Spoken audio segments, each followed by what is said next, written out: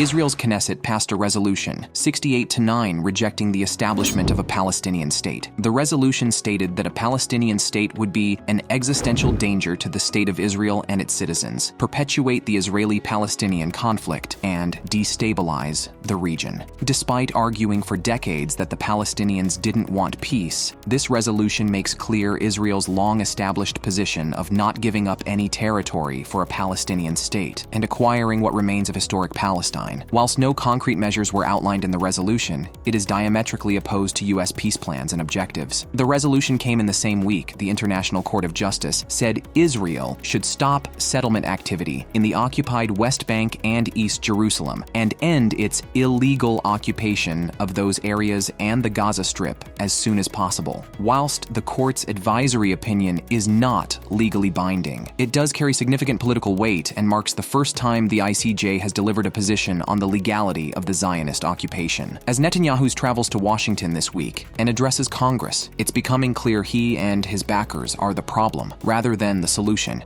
Yemen's Houthi group has claimed responsibility for a drone attack on Tel Aviv, which killed one person and injured at least 10. A spokesperson for the Houthi armed forces said in a post on social media that the Iran-aligned group had targeted Tel Aviv in occupied Palestine. Images and videos online show what appears to be a drone that bypassed Israel's radars and defense and struck a target close to the U.S. embassy in Tel Aviv. If confirmed, this would mean the drone traversed over 1,000 miles and circumvented Israeli defenses. The Houthis have launched drones and missiles towards Israel and at Israeli-linked shipping in the Red Sea and the Gulf of Aden in a show of support for Palestinians amid Israel's genocide in Gaza. Until this attack, all attempts to target Israel by the Houthis were intercepted by either Israeli defenses or Western allies with forces stationed in the region. This is a major failure by Israel's much-heralded air defenses and shows, despite the rhetoric, she remains vulnerable to external attacks.